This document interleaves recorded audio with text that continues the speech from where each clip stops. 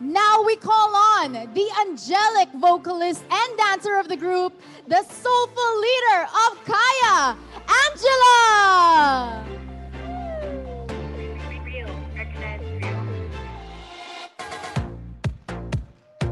All right. To all of the photographers here today, please step to the side of the hall to take some pictures of the Kaya members.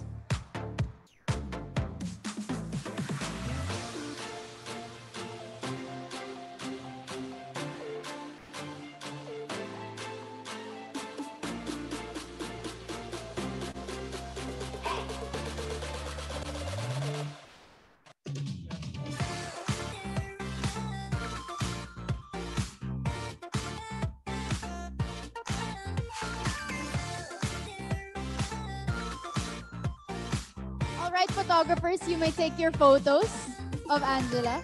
Angela, left side.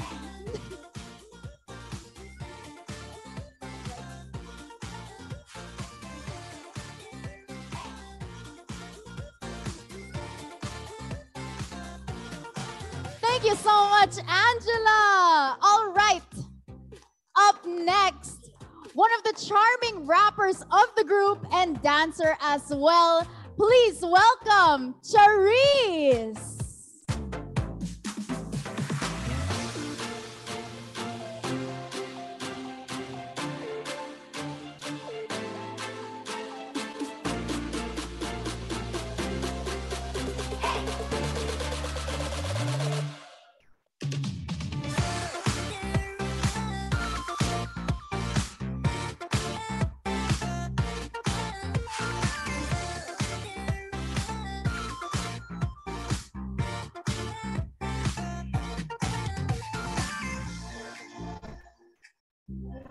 All right, Charisse, right side.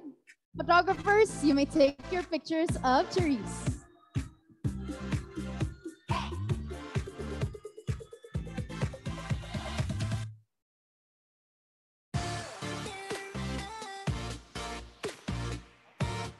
Thank you so much, Charisse. Now we have another cool rapper of the group and a dancer too for Kaya. Let's give it up for Alexa.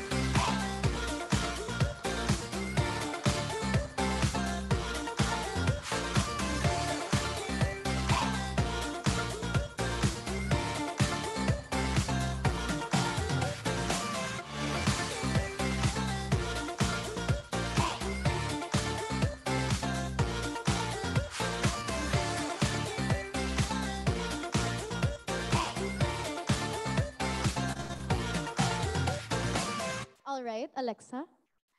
Right stage, photographer. The beautiful Alexa.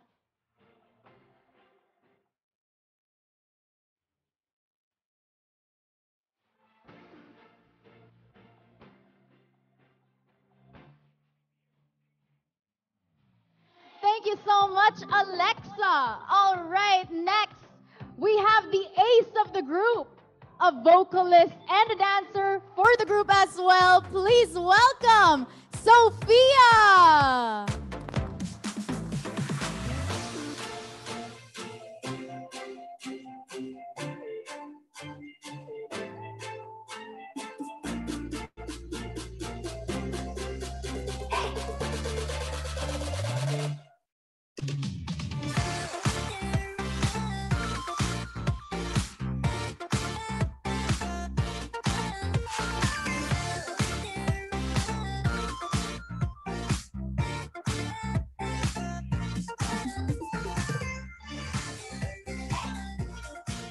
All right, Sophia, turn to your right as our photographers are here.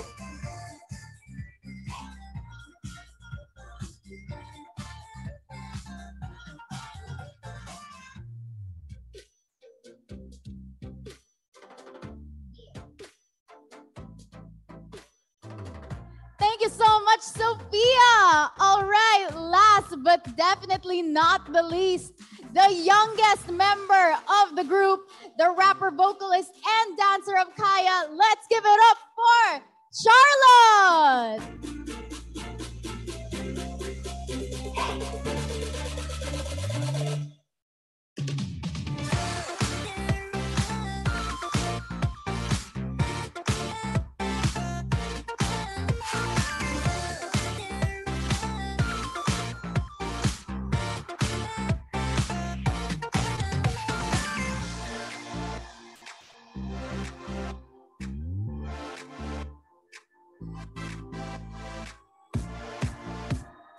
Okay, Charlotte, please turn to your right. Yes, thank you.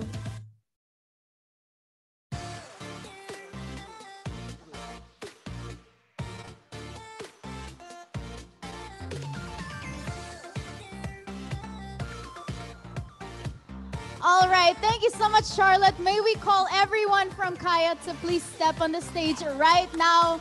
Ladies and gentlemen, I present to you Kaya!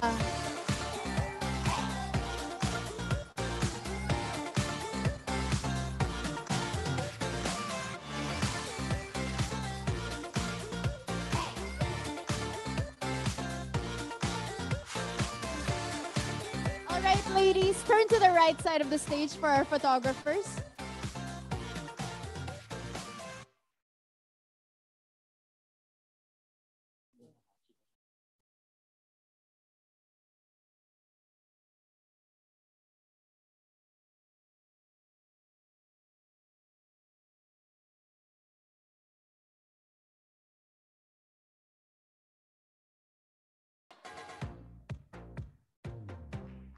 Woohoo! Okay, so how are you ladies feeling right now that you are here days away from releasing your debut song, Blah Blah? Actually po, we feel mixed emotions po talaga. We're excited and nervous at the same time. Pero alam ko po na each of us, yung members ko po and also po the show BT, did their best po for this debut and I think it's more than enough po. Yes, all right. And we're excited po kasi finally maipapakita na po namin yung pinaghirapan po ng lahat. Hindi lang po kami, pati po ng show BT. Kaya ayun, super excited po kami. Yes, definitely something to be excited about. And I'm sure the whole Philippines is so excited to hear Blah Blah. But of course, let's talk about your debut. Please tell us quickly what you have prepared or what have you done? You know, may mga ano ba kayo, rituals before your debut? So for the past few months po, every day kami nagta-training and naka 50 runs kami of our songs. And aside from practice, of course, we are also musically and creatively involved in Blah Blah. And of course, we always check on each other then physically and mentally. Sabi mo, Sophia, 50 rounds? Yes. Oh my gosh, Yes, 50 rounds. Okay, so practicing hard talaga, of course, Kaya. So how long did you girls practice for your debut? Since December 2021. So medyo matagal-tagal na rin. Yes. After Kaya po, binubuo na po namin yung concept for Blah Blah, from lyrics, and sa choreography rin po. Sama-sama po kami na nagtutulungan para po may mag-contribute po kami sa debut po namin. For sure. I mean, nakakatulog pa ba kayo? Yes. Yes, po. love it. Okay. So, of course, they're still staying healthy, but at the same time, they're training. But in the process of your training and preparations, can you name some of the people who have helped you girls along the way? Ayun, actually, we have a vocal coach po named Sir Rodel Rivera who's helping us po para maging maayos po yung vocals namin, and also our choreographer for Blah Blah, Sir Aaron, and of course yung ano po namin, dance coach, si Sir James Wong. Yun po yung mga na talagang tumulong po talaga ng maigi for Blah Blah. And of course, hindi po namin kalilimutan yung producer po namin, Yes, which yes. is si Sir Owen Lee po. Ayan. And of course, we're very thankful din po sa staff and of course the management of Show BT and also the production team who helped making Blah Blah possible po. Yes. For our first question, this is from Mr. MJ Felipe of ABS-CBN via Zoom. Okay, Mr. MJ has two questions for you girls. Our first question is, sa dami ng P-pop groups now, especially may mga all-girl groups din, what sets Kaya apart, music-wise, fashion-wise, etc.? Thank you po for that question, Sir MJ. For me po, lahat po ng girl groups and lahat po ng P-pop groups have their own style and their own way of translating message to the people and to the audience. Pero po, ang kaya po kasi have their own story. Each of us have different stories po that we want to translate to people. And gusto po namin na yung music po namin have a story to tell, to inspire people po. And I think yun naman po yung meron, kahit po ibang P-pop groups, meron po silang stories na gusto pong iparating sa mga tao at to inspire people din. And for me po, hindi lang siya basta-basta na we're not competing to other groups po. We're here po to help each other po para ma-reach po natin yung goal natin na mas makilala pa yung music natin dito sa Philippines. Thank you po. All right. Thank you so much, Angela. We have another question from Mr. MJ Felipe.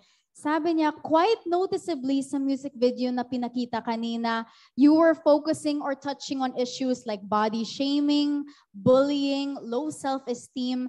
Is this going to be your trend or thread of your music, touching social and personal relatable issues, and why? So, dun po sa Anino, that's called Anino, we tackled a lot of social issues talaga. And we personally, we go through all of that. And yung sabi nga po ni Ate Angela, our music is all about telling our own story. So, all of these struggles, we don't take it as struggle, we take it as inspiration to write music and share it to other people as well. And to encourage po our listeners po na to be confident because we have our own beauty po. We're unique and different in our own way. Gusto mo ayan. Gusto ko lang po na gusto rin po namin na ma-translate na maging confident tayo. Alam ko it's hard sa sitwasyon natin ngayon na sa internet tayo lahat. I know na sometimes we feel down, but gusto ko pong iparating sa mga tao na we all have our uniqueness and lahat tayo may kanya-kanyang beauty. Yeah. We stand a girl group who promotes self-love and confidence, diba? Thank you so much, Mr. MJ Felipe, for your questions. All right, we have here 2 more questions from Inquirer Pop. All right. How would you describe Kaya's sound or music style to your audience or listeners? Actually po, we're still learning. We're in the process of learning. We're still in the process of knowing po kung ano ba yung sound na gusto namin. But we're not closing any doors po to any influence or possible na improvements pagdating sa vocal po namin and to our music. We're open po sa kahit anumang concept because yun nga po, we want to be a versatile na group na we're not gonna stick into one concept only. Gusto po namin na patuloy po kami natututo, patuloy po kaming nag-grow as artist po. Ayun po. Yes. And of course po, music is always evolving. So parang hindi po namin kinukulong yung concept, yung genre na gusto po naming matry. Marami po kasing possibilities. So we're up for it po. Thank you po. Yes, all right. So Charlotte and Angela, you mentioned na may mga influences, concepts that you guys like to listen to.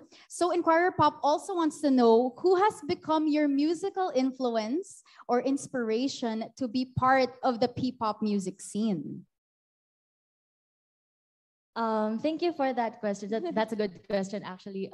We take inspiration from, of course, each other and other P-pop groups, actually, because we look up to any like our seniors, our seniors in SB19. Yeah, we respect their craft and we also take it into consideration. Like maybe we can learn something from them, and we can write another story about this. You know. Thank you so much. And thank you as well to Inquirer Pop. We have here a question from Nylon Manila. Based on what you've seen so far, your debut looks to have strong empowerment vibe to it. How did you settle on that theme? Actually po yung blah blah po, it was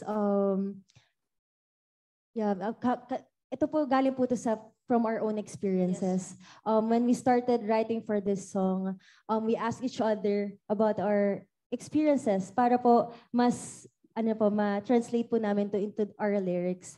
And gusto po napunta po siya sa empowerment because yung song po namin is about love, and I think a lot of people can relate to it, and I want people to know na love is not always po na masaya, or we'll go through a lot of struggles and obstacles, but we have to have the confidence to step out of for example, like a toxic relationship or something that's not making you grow as a person. So gusto po namin to empower ourselves na we can be strong ng tayo lang, ng we have to love ourselves first before giving love to others, because it will all start there. Kapag mahal mo yung sarili mo, mas tama yung pagbigay mo ng pagmamahal sa ibang tao. Ayun po. Yes, we love that. And thank you so much to Nylon Manila for that wonderful question. We have here a question from The Rest is Noise via Zoom as well. How did you girls end up being part of Kaya? Did you audition or were you personally handpicked? I think si Alexa muna. Si Alexa mo makakasagot niyan. Actually po, thank you po ulit sa question po. Actually, at first po, we were handpicked po by the management.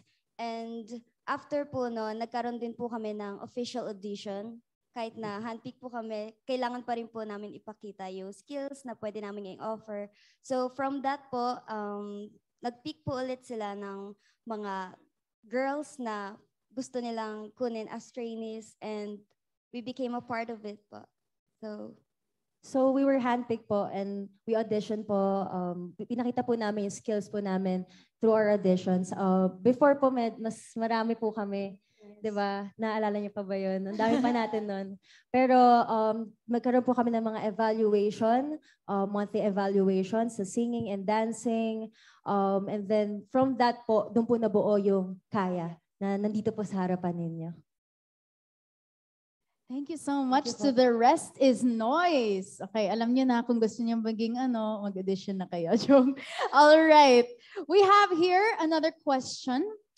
No name actually, but you've also worked with internationally renowned producer Lee Oh-won on this particular track. How is he as a collaborator? Thank you po sa question po na yun. Ayan, we are really grateful po kay Sir Owen Lee kasi po talagang hands-on po siya sa amin. And alam niya po na, alam din po namin na marami pa kaming kailangang i-improve. So tinutulungan niya po kami paano po mag-shine yung bawat skills po namin dito sa song po namin, kahit sa Kaya and also sa Blah Blah. And ayun nga po, talagang hindi niya po kami binabox sa isa lang na skill namin. Alam niya po na meron pa kaming i-offer. So pinupush niya po talaga kami na kaya niya to, and talagang tinutulungan niya po kami mag-express pa ng sarili namin through our music po. In addition po, he's open po for suggestions, and hinahayaan niya rin po kami na magbigay po ng input sa music namin para mas maging personal po yung connection namin dun sa music. Okay, thank you so much to whoever asked the question, Anonymous. Okay, so here we have another question from Chris of One Music PH. How did it feel like being in the spotlight for the first time and at the same time facing public scrutiny? For us po, personally, of course, it's an honor to be in front of a lot of people, pero it's also important to be open to criticism. May it be constructive or destructive. It's important that we always listen to the public kasi syempre sila rin ang makaka-appreciate ng craft namin. So it's really an honor, but at the same time we have to be humble din. And we are naman. And gusto po rin namin na maging role models po kami lalo po sa younger generation, na we want Kaya to be someone na bukod sa they can relate to or a friend nila kapag they're feeling down, pag narinig po nila yung music namin, somehow na to lift their spirits up. Gusto rin po namin na magpakita ng mabuting ehemplo po sa mga tao po na sumusubaybay sa Kaya. We will try our best. We're always trying our best to be the Kaya that people want and the Kaya that we want. Ayun po. All right. Thank you so much to Chris of One Music PH. All right. From Ian of Celeb Express TV. What are the challenges that you girls faced before the debut? Siguro po yung first challenge po is yung we're away from our families. Yes. Pero because na kasama po namin yung isa't isa, naging mas matibay po kami and mas independent na. Kumbaga, before kasi we're really not open to each other, but because of all the struggles po that pwede namin makwento later on, naging mas close po ang Kaya. Alam na po namin yung weakness and strength ng bawat isa, and alam po rin namin kung paano po kami makakontribute sa group. Do you want to add something? And also po, syempre po, iba-iba po kami ng kinalakihan po. So, iba-iba po kami ng personalities. Pero super lucky po ako as a member ng Kaya kasi po nakikita ko po na talaga nag-a-adjust po sila para sa isa't isa. And nakikita ko po talaga na tinatry po namin yung best po namin na talagang hindi po maging narrow-minded sa mga bagay-bagay na pwede pa namin maging maharap pa po namin mga problems. Yes. And aside from that, of course, yung training and evaluations namin, hindi rin po siya naging madali because iba-iba po kami ng pinanggalingan, iba-iba po yung experiences namin. Like, some of us po talaga ay dancer talaga. So, hindi po talaga naging madali yung vocal training, dance training to some of us. So, isa po siya sa mga challenge na hinarap po ng Kaya before. Thank you so much po. And I'm sure, di ba, worth it talaga yung training and everything, especially with today's debut, guys. April 8th, this Friday na. Whoa! All right, so we will check more on the online questions, but right now we will have some live questions. Okay, we have our first live question from Rank Magazine. May we have the representative? All right.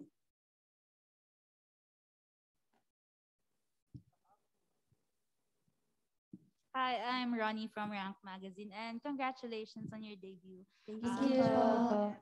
So yung question ko lang is more on the future. How do you see the P-pop genre flourish in the Philippine music scene? And what are your hopes, your visions, your aspirations as you officially become part of the P-pop scene? Thank you po for that question. So in 5 years, actually, a lot of things can happen talaga. But the important thing is we always learn how to adapt to changes, of course. So we see Kaya as, yung concept po kasi namin, it's constantly evolving. It's constantly changing as we grow older. So it's, for me, it's difficult to say. Pero for now, I think P-pop will become bigger and more known globally, sana. So yun po. And also po, we're open po to new concepts po talaga and to new genres. We're trying to learn po new set of skills habang pong nasa, siguro po in 5 years, mas makikita niyo na po yung growth namin as an artist. And ayun po, isa lang naman po talaga goal ng bawat P-pop groups po, di ba? P-pop Rise. So we'll do our best to help yung music natin na mas makilala pa po. Hindi lang po sa bansa natin, pati po sa buong mundo. Thank you po. Thank you so much to Rank Magazine. Next live question we have is from Anyong Opa.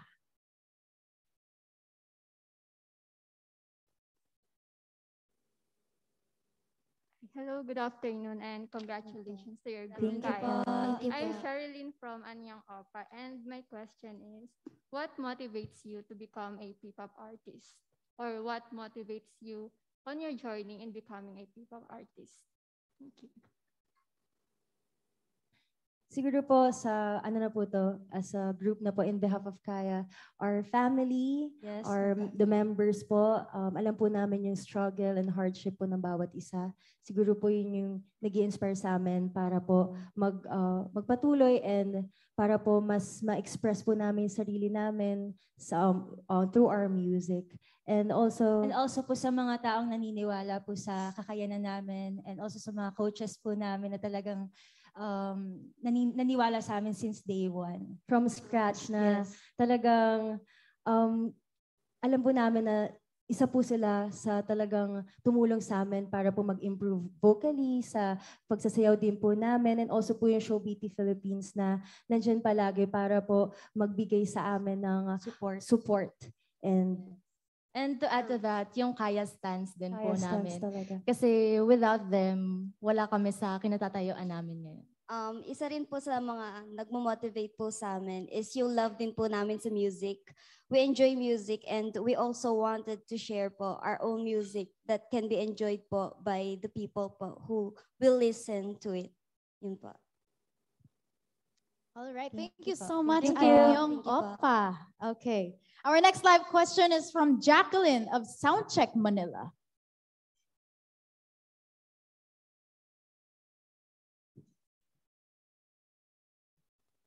Hello guys, congrats! Thank You you all, so much. you all are doing great, and I love that your mics have your names. It's very, very useful actually for us, of course, to remember who's saying what. So anyway, my question is, so you guys are said to be the female counterpart of SB19. Would you say counterpart, sister? What's the correct term? And how similar or different are you to them? Aside from the fact, of course, na girls kayo, guys sila, but in terms of music, melody, and stuff like that. Thank you po for your question. Para po sa amin po, we are thankful po, we're really grateful po for our seniors po of SB19 na talagang one of the reasons why ang dami ng mga P-pop groups na lumalabas ngayon. And siguro po, ang masasabi ko lang po, we have our own style. Advices from them, and they're giving us advices po sa music, sa pagiging artist, and how to perform like them. And siguro po, gusto rin po namin na maging katulad po nila, na talagang makikita nyo yung passion nila for music, and talagang nakita rin po yun ng public kasi when they perform, they do their best, and gusto rin po namin na yung Kaya pag nakita po nila, makikita po yung fire sa eyes namin na we want to show the world what we practice and what we trained for a long time. Ayun po, thank you po. So speaking of advice, ano mga specific na advice or most memorable advice na they give you guys? Gusto lang po namin Oo. i-share yung nung una po namin binuo yung Kaya na song po namin. Talagang una pong nakabasa po ng lyrics namin si Kuya Kuya Pablo Pablo and Kuya Josh po. Yan. So, una po, natatakot pa kami yung kinakabahan, tatawanan pa namin. But nung binasa po nila yung lyrics namin, sinasabi nila na diyan nagsisimula lahat. Yes. Si Kuya Pablo po, kilala po na siya na songwriter, producer po ng kanilang own songs. Pero po sinabi niya po sa amin noon na parang naglolokohan po kami sa umpisa eh. Parang, syempre po feeling namin ang babaw ng mga words. Sabi niya, huwag niyong pagtawanan yan kasi diyan lahat nagsisimula. And nagsimula rin daw po siya doon.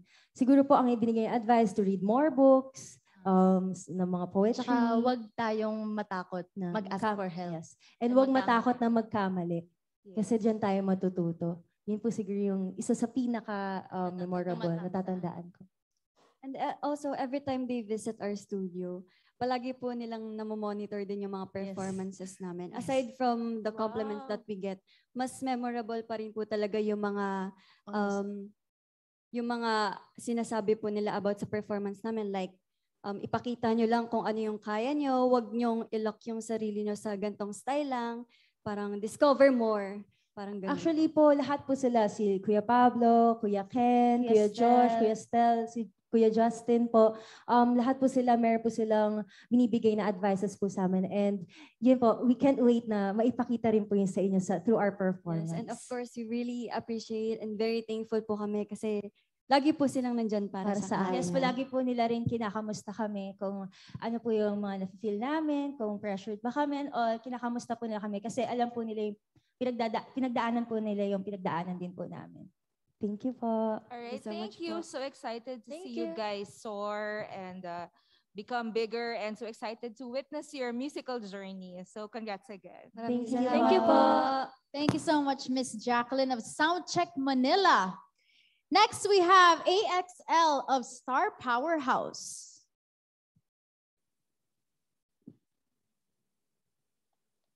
Hello po. Ang tanong ko po is, ano yung bagay na ginip-up ninyo para sa kanyo ngayon? Can you repeat po that? Sorry Ano po. yung bagay na ginip-up ninyo para sa kanyo ngayon?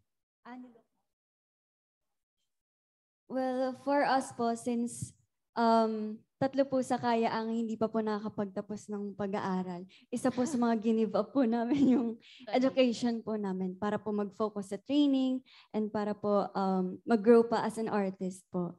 And aside from that, yeah. Siguro po, yun po, being away from our families, yung lumabas po kami sa comfort zone po namin. Kumbaga, nasa ano po kami, sa war zone. Kumbaga, walang certain sa career na to, but we're willing to take risk. Katulad nga po sa kanta namin. Saan man magpunta, alam po namin di kami mawawala kasi alam po namin yung goal po namin. At once you know your goal po kasi, hindi ka talaga malolos at hindi ka mawawala and alam mo kung saan ka papunta. Ayan. So, feeling namin, kasama ng mga kaya kapag po sama-sama po kami nagtutulungan together with Showbeat and the staff and everyone po na involved po sa kaya will make it po. Kaya will make it because of the members, the staff, the Showbeat and also the Kaya stands po. Kaya will make it. Thank you po. Thank you so much to Mr. AXL. All right, our last live question for today is from Florence of Manual to Life.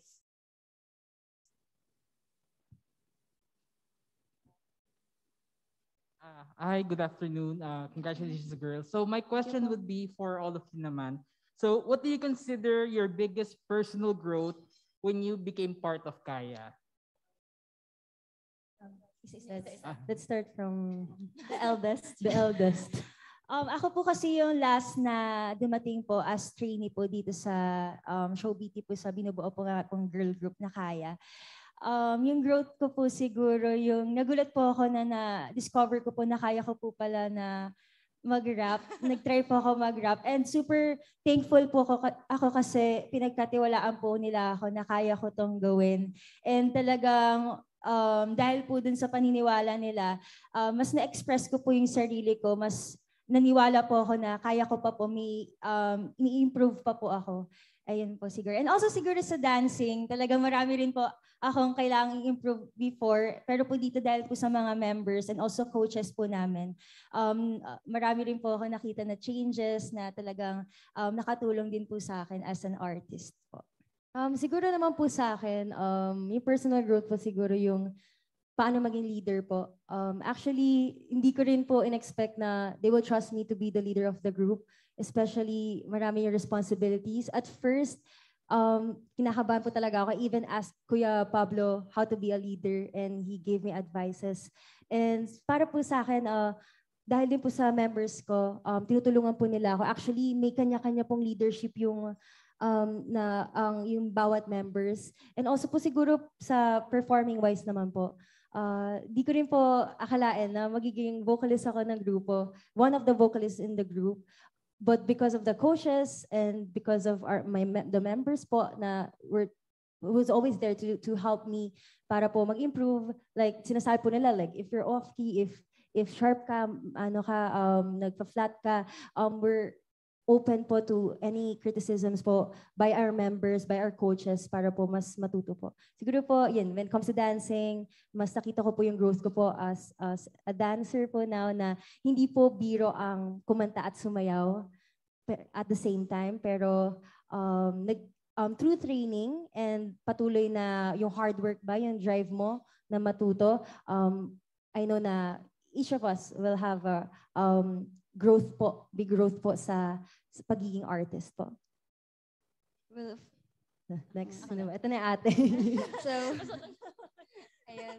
Sa akin naman po, yung masasabi kong best personal growth ko is working in a team po talaga.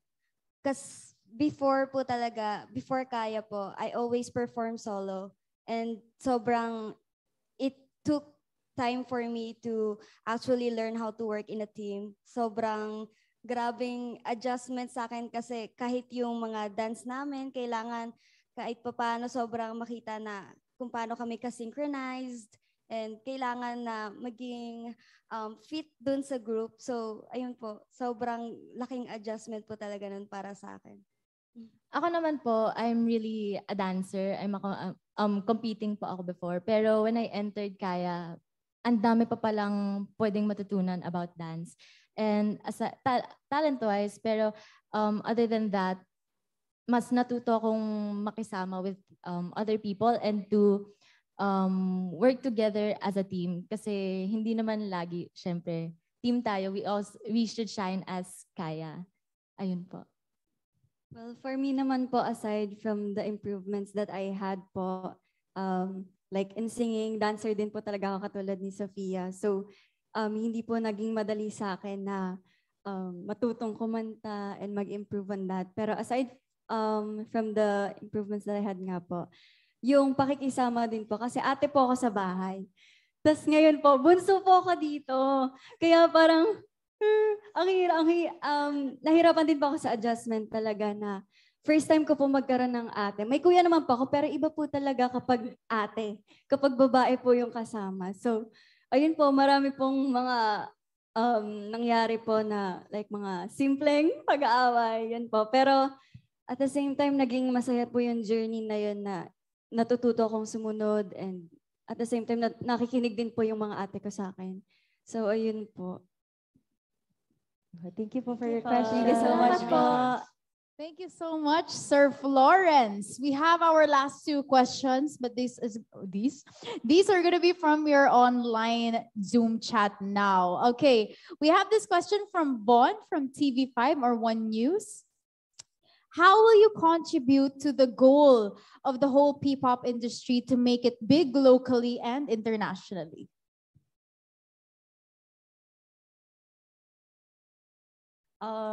Thank you po pala sa question. Ayun po. Siguro po yung makakontribute po namin para po sa P-pop po is to continue po na mag-produce po ng good music and also continue na share ng stories namin through our music po. We also have, we want to give message po to the public po and we want our music na makarelate po sila na gusto po namin kasi 'di ba sa P-pop groups naman po lahat po ng groups dito gusto lang po na to inspire people na you can do anything is possible once you believe in yourself and it will all start there na kapag alam mo na kaya mo once you know na kaya ko I'll just do it my own way I'll not think of yung mga tao na hindi naniniwala. Kapag mas nag-focus ka doon sa mga tao na naniniwala sa'yo, mas ma-express mo yung sarili mo. And gusto ko po yun, gusto po namin yun na makita po sa Kaya na we'll focus more on the people who believes in us and if there is like criticisms po, we'll listen to them but it will not make Kaya as Kaya because what makes Kaya is its members and our story and we want it to translate it to people through our music and in our concept po. Thank you po. All right. Thank you so much to Vaughn of TV5 or One News for the question. Our last question for this press conference is from Miss Annie Ching of Business Mirror. All right. For you, what separates P-pop from other forms of pop other than language?